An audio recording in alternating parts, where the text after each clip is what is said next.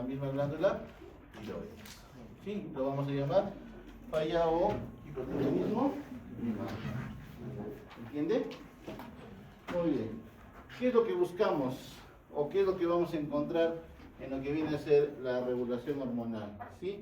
Vamos a llamar hipotiroidismo clínicamente manifestada o hipotiroidismo subclínico. ¿Sí? Doctores, ¿este subclínico existe? Sí, lo van a ver con mucha frecuencia en la consulta médica. ¿Sí?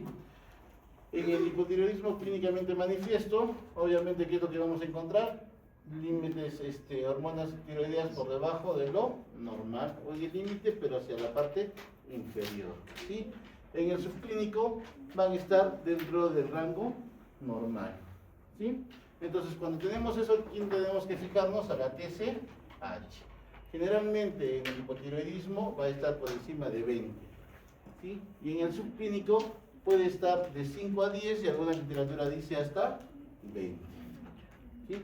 Entonces nosotros tenemos que tener en cuenta que siempre tenemos que fijarnos en la TSH. Porque en el hipotiroidismo manifiesto o clínicamente activo vamos a encontrar la T3 y la T4 por debajo de lo normal. Es decir, falta hormona tiroidea. ¿Sí? En el subclínico va a estar dentro del rango normal, pero la TSH siempre va a estar entre 5 y 10, o entre 5 y 20. En cambio, en el hipotiroidismo clínicamente manifestado, generalmente va a estar por encima de 20. ¿Sí? Obviamente, si tenemos esto, vamos a tener en el hipotiroidismo síntomas clásicos y evidentes. Pero en el subclínico, el paciente no va a tener sintomatología. No significa que más adelante no lo va a desarrollar, ¿sí? Pero no tienen sintomatología a esa medida. Muchas veces yo he visto esto cuando yo trabajaba en el seguro, veía como los médicos dentro del examen clínico, cuando el paciente viene y dice, doctor, quiero hacerme un chequeo general, ¿sí? A todos le piden TSH y T4 y T3, no sé por qué, les piden a todos, ¿sí? Entonces ahí tú encontrabas una TSH en 9 y las hormonas tiroideas las encontrabas normales, ¿no? Y por falta de información al paciente le decían que tenía hipotiroidismo. Y el paciente venía pues, con medicina interna y decía, doctor, me han dicho que tengo hipotiroidismo, por favor, tiene que darme tratamiento. Señora, pues, ¿usted tiene alguna manifestación? ¿Tiene algo? No, doctor, yo estoy muy bien, estoy tranquila. Se duerme mucho, tiene mucho cansancio, tiene intolerancia al frío. No, más bien, mire, estoy con una blusa, estoy tranquila, doctor. No, duermo lo normal, como bien, voy al baño normal. Mi presión está normal, mi presión... Ah, ya. Pero me han dicho que tengo hipotiroidismo. Y no es así, es un hipotiroidismo subclínico. ¿Sí? Método de identificación, obviamente, nosotros siempre vamos a pedir hormonas tiroideas cuando sospechemos que algo está pasando con mi paciente. No se hace un screening así por pedirlo. ¿Estamos? Edad de género, lamentablemente más en mujeres que en varones. Sí, el riesgo acá es 70 años, pero en sí está entre los 40 y 70 años, ¿no? La raza, en Estados Unidos se ha visto que las personas blancas tienen mayor preponderancia frente a lo que viene a ser la raza negra, y siempre hay un multiplicador autoinmune, que significa que cuando hay personas que están susceptibles o que tienen algún tipo de enfermedad autoinmune, son más proclives a hacer este tipo de hipotiroidismo. ¿Sí? Guarden sus celulares. 5% de la población general en Estados Unidos y Europa. En nuestra zona todavía no hay unas estadísticas que nos expliquen cuál es la razón, ¿no? ¿Cuál es la primera causa de hipotiroidismo primario? La famosa tiroiditis de Hashimoto. Tiroiditis de Hashimoto. ¿Sí? ¿Cuál es la fisiopatología? Pues obviamente va a haber una activación por algún mecanismo inmunológico, ¿sí? Va a haber una estimulación de las células T. Estas células T que van a generar ¿qué cosa? Recuerden ustedes que la alteración autoinmune significa que nuestro cuerpo ha recibido algún tipo de amenaza viral, bacteriana, alimenticia, lo que ha generado ¿qué cosa? Que se active el sistema de defensa, ¿sí? Entonces, ¿qué es lo que pasa? El sistema de defensa va a lo que le está estimulando y va a comenzar y la va a identificar por el sistema de inmunohistocompatibilidad, ¿no? Entonces lo escanea y por ahí encuentra encuentra una molécula, que es esta. ¿Sí? Entonces la detecta y dice, ¿sabes qué? Esta molécula pertenece a esta amenaza, por consiguiente vamos a eliminarla. Y la elimina. ¿Sí? Pero ¿qué es lo que pasa? Muchas de las moléculas de los virus, bacterias, alimentos o cualquier agente antígeno puede estar algo similar producido en las células tiroideas. ¿Sí? ¿Se entiende? Entonces, ¿qué es lo que pasa? Va nuevamente el sistema del linfocito T, agarra y ¡pum! Se choca con la célula y con este receptor. ¿Sí? Agarra y le dice, pero tú estabas en otra, ¿no? Tú eres ajena, tú eres extraña. ¿Y qué es lo que hace? Comienza a agredirlo. ¿Sí? Le dice, ¿sabes qué? Tú no perteneces acá. Entonces, ¿qué es lo que hace? Se genera la activación de los linfocitos T. Los linfocitos T también secretan unas enzimas. ¿A quién van a llamar? A los linfocitos B. ¿Sí? Y todo eso genera ¿qué cosa? Que haya una infiltración linfocítica en el tejido. ¿Cuál es su misión? Eliminar a la molécula sospechosa. ¿Estamos? Así funciona el sistema inmune en cualquier enfermedad. En el Guillain-Barré, en el eritematoso sistémico, en las vasculitis, en cualquiera se genera así. Esto obviamente, ¿qué va a generar con el tiempo? Va a generar inflamación y fibrosis. ¿Qué es lo que se está destruyendo? Las células foliculares. ¿Sí?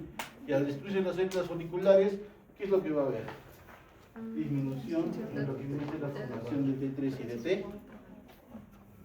¿Se entiende? Esto es la famosa tiroiditis de Hashimoto. Lo digo ¿por qué? Porque siempre recuerden que itis es igual a inflamación. ¿Sí? Entonces, al principio de esta enfermedad hay una inflamación producida por esta reacción que va a generar la destrucción al final de todas las células foliculares y por consiguiente la disminución en la producción de hormonas tiroideas. ¿Entiende? Acá, bueno, gatillos modernos, el uso de inhibidores desde el punto de control, inmunitario o cualquier estímulo que la genere, asociación, puede presentarse aislada o en síndromes autoinmunitarios. Como les decía anteriormente, personas que ya han tenido algún tipo de afectación inmunitaria pueden ser susceptibles más aún a tener una tiroiditis de Hashimoto. ¿Sí? Pues el papel de los anticuerpos, se pueden formar los anticuerpos antiperoxidasa y antitiroglobulina. Especialmente estos anticuerpos se van a formar ante estos receptores. Ante la peroxidasa, que se acuerdan que es la que va a generar la desiodación. ¿Sí? Y la tiroglobulina obviamente es la que va a llevar toda la carga de T3, T4, de monoyodo y diyodo dentro de la célula. Entonces, a este tipo de tejidos o a este tipo de enzimas o de proteínas va a ser donde van a actuar los anticuerpos. ¿No? Muy bien. Etiologías primarias. Esa es la más común, pero también hay otras etiologías, como daño estructural y radioterapia. ¿Sí? Si a una paciente le encuentran un nódulo y ese nódulo resulta ser un cáncer, ¿qué es lo que hay que hacer? Extirpar. Especialmente los cánceres de tiroides son bastante agresivos, los foliculares y los papilares sobre todo, ¿no? Entonces, ¿qué es lo que vamos a hacer? Una tiroidectomía, ¿sí? Y no se hace parcial, se hace total. Algunos hacen parcial en niños, pero a veces recidiva y hacen metástasis, es un problema. Entonces hacemos tiroidectomía completa. Obviamente, si se saco la tiroides, mi paciente va a quedar hipotiroideo. ¿Se entienden? Porque ya saqué la tiroides, ya no hay otra forma en que pueda secretar. Lo otro es a través de la radiación, directamente. ¿Por qué? Porque puedo tener un nódulo o hiperfuncionante o puedo tener un bocio multinodular que son hiperfuncionantes, por ejemplo, en las enfermedades de Graves, o en el hipertiroidismo, en la tirotoxicosis. Entonces yo para tratar de frenar esa producción de tiroides, de hormonas tiroideas, ¿qué es lo que hago? Le doy yodo radioactivo. Mi intención es quemar a la glándula, ¿sí? Darle exceso de yodo para que el exceso de yodo agarre y la célula folicular como que se infarte y ya no deje de funcionar, ¿sí? Pero ¿qué es lo que pasa? Este yodo radioactivo no va solamente a las células hiperfuncionantes, sino a toda la glándula. Y por consiguiente, si va a toda la glándula, va a dejar a mi paciente hipotiroideo, ¿sí? Y la otra es radiaciones por otro tipo de tumores que se encuentran en el cuello, hacen radioterapia. Ahora es menos frecuente porque las radioterapias ya son mucho más dirigidas, pero de todas maneras pueden lesionar a los tejidos circundantes y la tiroides también se puede dar. Hay otras como la tiroiditis indolora subaguda de Kerr-Raine, puede dejar hipotiroidismo permanente. Recuerden, las tiroiditis son inflamaciones, ¿sí? Si esta inflamación se localiza y se delimita en el tiempo, obviamente no va a generar hipotiroidismo, ¿sí? Pero si esta tiroiditis es silente, subaguda o es de larga data, sí puede generar con el tiempo, ¿qué cosa? Alteración de toda la glándula, y esta glándula va a dejar de funcionar. Lo mismo pasa en la tiroiditis de Raynaud, ¿sí? Y en infiltraciones sistémicas como la hemocromatosis o la amiloidosis. Famosísimos medicamentos también pueden generar la famosa amiodarona. Como ustedes ya han hecho cardio, ya saben qué es la amiodarona, ¿no? ¿Qué es? Un antiarrítmico, muy bien, de la clase 3, ¿no? De la clase 3. ¿Cuál es la característica de la amiodarona? Que tiene mucho yodo. En su composición, casi un 20-40% de la composición de la amiodarona es yodo, ¿sí? Entonces, ¿qué es lo que pasa? ¿Sí? Mayormente altas dosis le da mucho yodo a la célula y esta célula puede reaccionar mal al yodo, especialmente células que son sensibles a la misma, ¿sí? Y como puede haber un exceso de yodo, hace de que la célula deje de funcionar y el paciente puede entrar en hipotiroidismo. Pero ojo, también puede producir hipertiroidismo porque también el exceso de yodo puede llevarse de otra manera y puede generar mayor formación de hormonas tiroideas, ¿sí? El litio, ¿para qué lo usábamos el litio? Para la esquizofrenia, ¿no? Antes se usaba mucho litio, hasta ahora algunos pacientes, ¿no? Ya no se usa mucho, pero también se ha asociado a casos de hipotiroidismo, ¿sí? En la secundaria, mayormente ya sabemos dónde vamos a ir a buscar el problema, a nivel del hipotálamo y de la hipófisis. ¿Cuál es la causa más importante? Los adenomas, ¿sí?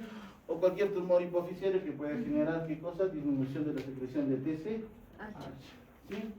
El hipotiroidismo central casi siempre se acompaña de hipogonadismo e insuficiencia suprarrenal. ¿Por qué? Porque puede estar asociando a otro eje que puede ser la ACTH o puede ser las gonadotropas, ¿sí? El hipotiroidismo congénito carencial, mayormente recuerden ustedes que mientras el bebito esté en el vientre de la madre, ¿qué es lo que va a pasar? La madre le va a dar hormona tiroidea, ¿sí? A través de la placenta, y por eso que el niño puede desarrollarse en forma normal. Cuando nacen son niños normales, ¿sí? Pero ¿qué es lo que pasa? Como su nombre dice, congénito, puede ser que haya alguna alteración en la transcripción genética, puede ser que tenga hipoplasia de la tiroides, que no tenga tiroides, o que tenga una tiroides no funcional. En este caso, cuando ya en el posparto comienza a desarrollarse el niño, ahí es donde se ve la sintomatología. Obviamente, si no tiene hormonas tiroideas, ese niño no va a crecer, no va a desarrollar adecuadamente tanto física como intelectualmente, ¿sí? Por eso ahora se trata de evitar esto, ¿cómo? Haciendo el test en el nacimiento. A todos los bebitos que nacen les hacen una prueba de tiroides sacándole una muestrita de sangre, ¿no? Eso es despistaje ya que se hace a todos los niños. Al nutricional es lo que veíamos anteriormente, como les decía, en zonas donde no había acceso al yodo, ¿sí? Entonces ahora ya se evita eso y es mucho menos grave. Manifestaciones clínicas, bueno, eso ya lo habíamos visto en la parte de la introducción que han hecho sus compañeros, ¿no? Sabemos que si, yo siempre les doy el ejemplo, ¿no? La hormona tiroidea es como la gasolina del carro, es como el acelerador de un motor, de un carro, ¿sí? Normalmente si tú vas a una velocidad constante no hay problema. ¿Qué es lo que pasa si yo desacelero? ¿Cómo va a ir el carro? Más lento, ¿sí? Entonces lo mismo pasa con las hormonas tiroideas. Si hay menos hormonas tiroideas, el metabolismo va a ser muy lento. Y se va a manifestar a nivel neurológico, metabólico, cardiovascular, tegumentario, reproductivo, etc. ¿Sí? Como decía, el caso clínico, son pacientes que vienen con enlentecimiento, tienen menor captación, son pacientes bradipsíquicos. Entonces 2 más 2, y tengo pacientes que yo he contado hasta 10, 15 segundos en que me digan cuánto es 2 más 2, ¿no? Entonces, así de lento está su metabolismo, ¿sí? A nivel cardiovascular, obviamente, ¿qué es lo que va a generar? Bradicardia, hipotensión y todo lo que habíamos visto en la parte de fisiología. A nivel tegumentario, piel seca, fría, son pacientes que son intolerantes al frío. Ya saben, ya cualquier amigo o amiga que venga y te diga, tengo mucho frío y está haciendo sol y está muy abrigado, sospechen hipotiroidismo. ¿Sí? Muchas mujeres, cuando quieren tener hijos y no pueden, buscan apoyo de fertilidad. Y ahí es donde muchas veces se descubre hipotiroidismo. ¿Sí? ¿Por qué? Porque obviamente tienen oligomenorrea y no pueden embarazarse y tienen muchos abortos.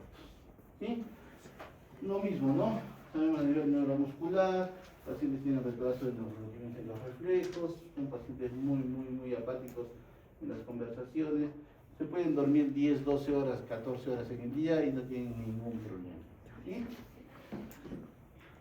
El coma mixedematoso, esta es una emergencia. ¿Sí? Son pacientes que vienen con un hipotiroidismo profundo, de larga data, es decir, tienen un déficit muy importante de hormona tiroidea, y por algún mecanismo infeccioso, de estrés, etcétera, se profundiza y puede llegar inclusive a la muerte. ¿Por qué? Porque su cuerpo no es capaz de reaccionar. Así tenga una peritonitis, su frecuencia cardíaca siempre va a estar en bradicardia. Su presión, mucho más con la sepsis, va a generar hipotensión. Y esto va a generar un mecanismo en el cual el paciente no va a poder tener la capacidad de poder responder ante una agresión. Sí, obviamente la mortalidad es bastante alta.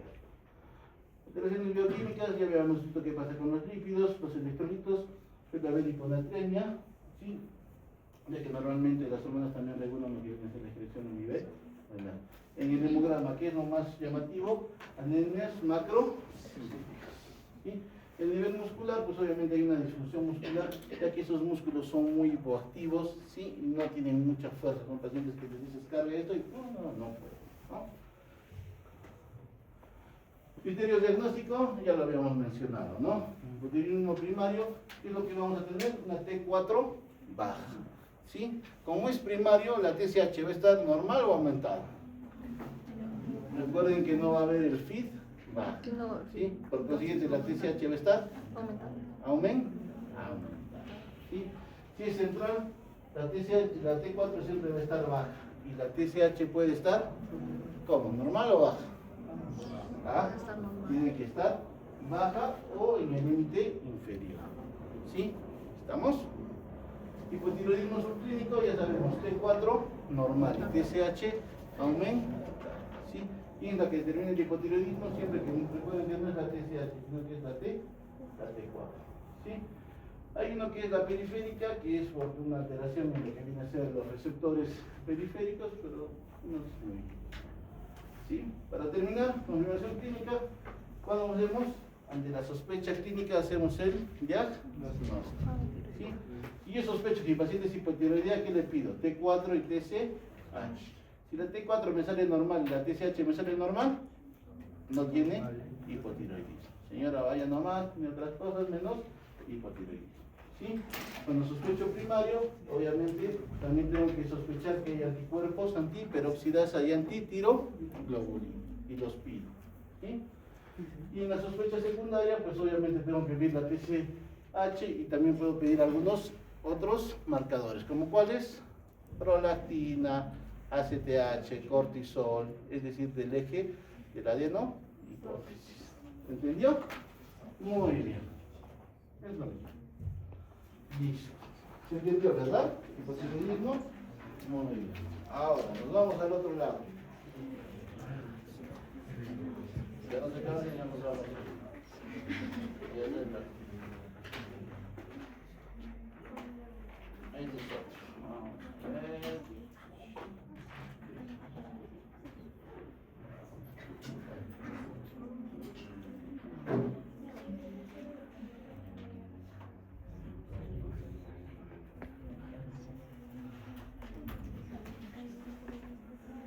Muy bien, dice paciente mujer de 32 años de edad, profesora de primaria, motivo de consulta, palpitaciones, nerviosismo y pérdida de peso. La paciente acude a consulta refiriendo cuadro de 3 meses de evolución con los siguientes síntomas: pérdida de peso, ha perdido 7 kilos en 3 meses a pesar de tener un apetito aumentado, que lo digamos por favor. Síntomas cardiovasculares, palpitaciones frecuentes, incluso en reposo y sensación de falta de aire al subir las escaleras. Neuropsiquiátrico, ansiedad extrema, irritabilidad, insomnio de conciliación y temblor fino en las manos que dificulta escribir en la pizarra.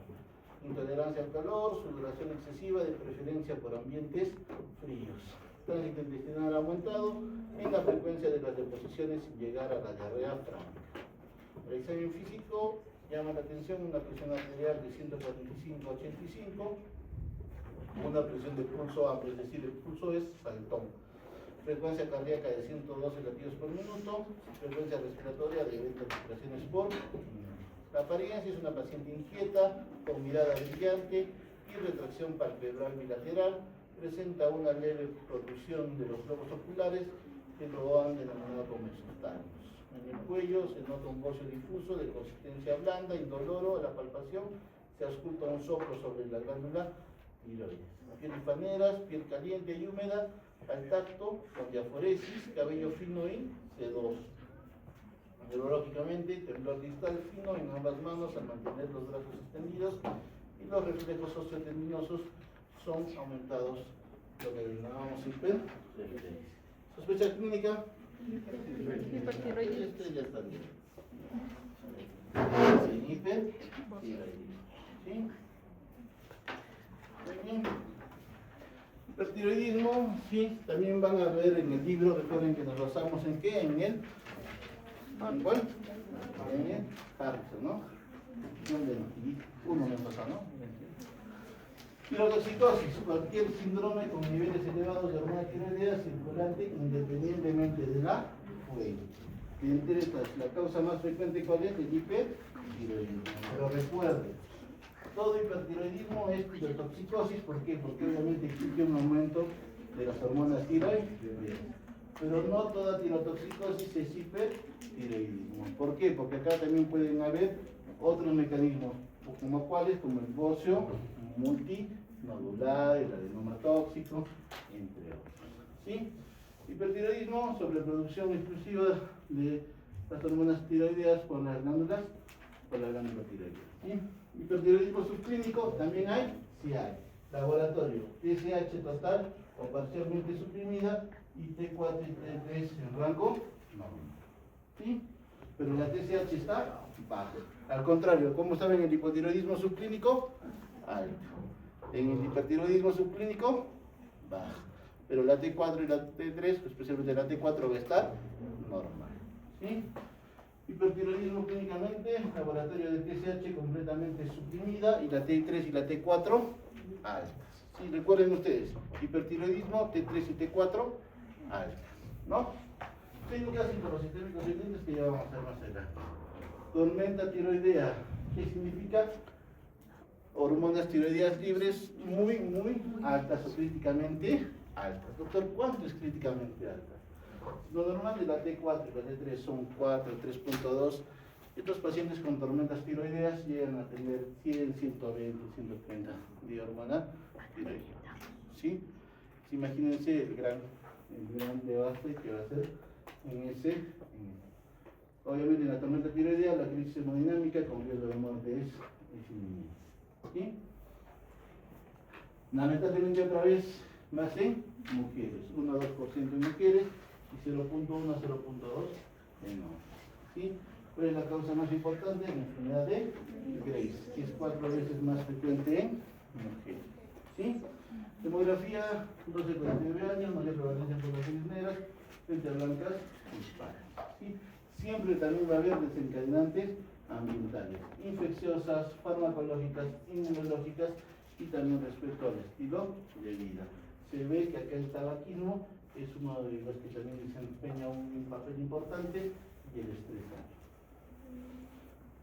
Exceso de hormonas circulantes, sobreproducción intrínseca, obviamente independiente de la estimulación normal, puede ser enfermedad de Graves o uno de los tóxicos, como vamos a ver más adelante. Liberación destructiva, es decir, liberación de hormonas a través del coloide por una destrucción de las células folliculares, como existe en la tiroiditis, y estimulación externa ectópica, fuentes fuera de la vía pituitaria tiroidea, por ejemplo, el exceso de la hormona de la beta-H, que fuentes exógenas, ¿no? Que también vamos a mencionar. ¿Cuál es el mecanismo de la enfermedad de Graves? También habíamos dicho que es un mecanismo autoinmune. ¿Frente a quién? Al receptor de la TC. Ahí va a actuar la parte inmunitaria. ¿Sí? ¿Qué es lo que va a hacer? Lo va a activar a la TSH. ¿Y la TSH qué va a hacer? Este receptor normalmente actúa cuando viene la TSH. Nos dice, a ver, TSH, ¿qué es lo que necesita? ¿No son una tiroidea? Ya sale la buena tiroidea. En la enfermedad de Graves, el complejo antígeno-anticuerpo va a ir sobre este receptor y lo va a alterar en su conformación. Y este receptor va a ser independiente y va a ser como que todo el tiempo lo esté estimulando la TSH. ¿Sí? Así no haya TSH circulante, este receptor, por este mecanismo autoinmune, va a generar una respuesta, ¿sí? Independientemente de TSH. ¿Qué es lo que va a generar? Uno, sobreproducción de T3 y T4, lo que ya sabemos denominamos tirotoxicosis, y obviamente también va a generar aumento de la glándula tiroidea. ¿Cómo denominamos eso? Voz. ¿Sí? Enfermedad nodular, hay otras causas que van a generar lo que se llama hipertiroidismo, tirotoxicosis, perdón. Viene a ser una enfermedad nodular en la cual la tiroides va a haber un nódulo hiperfuncional. Mayormente se debe a mutaciones del receptor de la TSH o vías descendentes. ¿Sí? Esta activación de este nódulo, ¿sí?, va a hacer de que pueda ser uno solo o multinodular. ¿Sí? Y esto obviamente que va a generar son nódulos que independientemente van a comenzar a producir grandes hormonas o grandes cantidades de hormonas tiroideas, independientemente de la estimulación de la TC y la TSH. ¿Sí? Esto es algo muy peculiar, existe en el embarazo y hay un mimetismo. ¿Qué significa? Fíjense ustedes que el HCG con la TSH se parecen en su morfología. ¿Sí? ¿En quién aparece la HCG? En el primer trimestre del embarazo. Puede ser que las pacientes, algunas embarazadas, puedan generar un hipertiroidismo a nivel del primer trimestre del embarazo. ¿La causa qué es? Que se parece en la morfología con la TSH, lo cual estimula al receptor y el receptor genera mayor cantidad de hormonas tiroideas, ¿no? Muy bien, fuentes exógenas, reemplazo excesivo. Nosotros a nuestros pacientes hipotiroideos, ¿qué les damos? Tirosina o T4, ¿sí? Pero ¿qué pasa? A veces no hacemos el control o el paciente no se hace su control mensual, ¿no? Entonces, ¿qué es lo que pasa? Nosotros comenzamos con una dosis de 100, ¿sí? Pero de repente para el paciente es mucho, ¿sí? Y el paciente, mi paciente hipotiroideo comienza a tener síntomas de hipertiroidismo. ¿Qué es lo que pasa? Estoy excediéndome en la dosis de T4. Los osteomas ovarios también pueden producir ectópicamente rasgos que van a estimular a la TSH y obviamente pueden generar también hipertiroidismo, el carcinoma folicular, especialmente las metástasis a nivel pulmonar, y una ingestión alimentaria por donde hay exceso de lo que viene a ser yodo y otros más. ¿Sí? Ya lo habíamos visto esto, ¿no? Hay aumento del sistema de hormonas de T4 y de T3 y va a ser lo contrario al hipotiroidismo, es decir, va a haber una hiperestimulación, hipermetabolismo, hipercatabolismo, y eso lo vamos a ver en todos los sistemas. A nivel sistema nervioso, como ya hemos dicho, es un amplificador y genera toda una manifestación de inquietud, irritabilidad. Son pacientes que están con las piernas inquietas todo el tiempo, o le están hablando a su compañera todo el tiempo y no prestan atención al profesor. ¿Sí? Sistema cardiovascular, aumento masivo de la demanda hemodinámica, hipertensos, taquicárdicos, hipervolémicos, y obviamente van a generar trastornos más adelante miocárdicos. A nivel del metabolismo del músculo, también hacen que el músculo tenga un catabolismo muy importante, adelgaza el músculo con el tiempo y obviamente puede generar alteraciones. En paciente joven se habla sobre la presentación clásica, todo lo que habíamos dicho en el caso clínico y las manifestaciones fisiológicas. El problema son en los pacientes ancianos. En los pacientes ancianos, como ya su metabolismo también es diferente, pueden presentar lo que llama el hipertiroidismo apático. Son otra forma de presentación en este tipo de pacientes, ¿sí? Pueden estar un poco letárgicos, pueden tener debilidad, pueden confundirse, pero no tienen las manifestaciones clásicas de los jóvenes. Esto se llama hipertiroidismo apático. ¿En quiénes se da? En los pacientes ancianos. ¿Sí? Muy bien, ya no vamos a recargar en todas las alteraciones que habíamos visto en el punto de vista fisiológico, pero para que ustedes se den cuenta que el hipertiroidismo, el exceso de hormonas tiroideas va a actuar a nivel de todos los sistemas. En el Graves sucede algo particular, tiene una triada, ¿cuál es? Bocio, palpable, ¿qué más?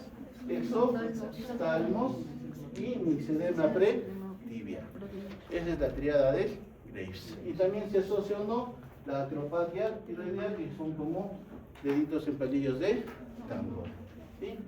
El exoftalmos se debe a que esta hiperproducción de hormonas tiroideas y de estos receptores de TSH va a hacer que se secreten retroocularmente. ¿Qué cosa? ¿Cuál era la sustancia que se secretaba? Mucopolisacáridos. ¿Sí? También la estimulación de la TSH a este nivel va a hacer que se genere, de las hormonas tiroideas va a hacer que se genere un edema. Y ese edema, como está retroocular, ¿qué es lo que va a pasar con el tiempo? Va a comenzar a empujar al ojo. ¿Sí? Y a medida que vaya generando el exoftalmos, los párpados que normalmente cierran y protegen al ojo van a ir quedando cada vez más abiertos. ¿Sí? ¿Y qué es lo que pasa cuando este párpado ya no va a poder ocluirse? ¿Qué va a pasar con el ojo? El ojo va a estar expuesto, desde una quemosis hasta una ulceración de córnea. Y todo esto va a producir ¿qué cosa? La ceguera cognitiva. El mixedema es el edema duro que queda a nivel pretibial, pero también puede irse a otras zonas, y recuerden que tiene la característica de que es algo eritematoso. Y la acropatia, pues obviamente son estos deditos en dedillo de tambor, ¿sí? Donde las ollas también pueden ser un poco más quebradas. Diagnóstico para hipertiroidismo, ¿qué es lo que vamos a medir? Para saber si es primario o secundario, la TSH. Si la TSH está suprimida, ¿qué es? ¿Primario o secundario? ¿Ah? Si la TSH está suprimida, ¿secundario o primario? Si la TSH está alta, secundario, ¿no? Recuerden, siempre la T4 y la T3 es mujeres en edad fértil, realizar siempre una prueba de embarazo para excluir hipertiroidismo inducido por el embarazo por exceso de HC. ¿Sí? Entonces acá recuerden ustedes, siempre, ¿sí? El ratio predominio de T3 obviamente va a estar más asociada a la enfermedad de Graves o a una enfermedad tiroidea. Y cuando el predominio va a ser de T4, lo más probable es que sea una tiroiditis que está generando que se vaya destruyendo la glándula, y como la hormona más en mayor cantidad que se encuentra en la tiroides es esta T4, esa es la que va a secretarse mayormente. ¿Sí? Nuevamente, la clínica es el motor, es decir, va a estar aumentado todo lo que viene a ser las manifestaciones clínicas por el aumento del metabolismo. ¿Sí? El laboratorio testigo va a ser obviamente la supresión del TSH y las elevaciones del T4. Y la etiología va a ser secundaria a la presencia de anticuerpos antirreceptores en el caso de Graves. ¿No? ¿Se entendió? Muy bien. Vámonos, la próxima es para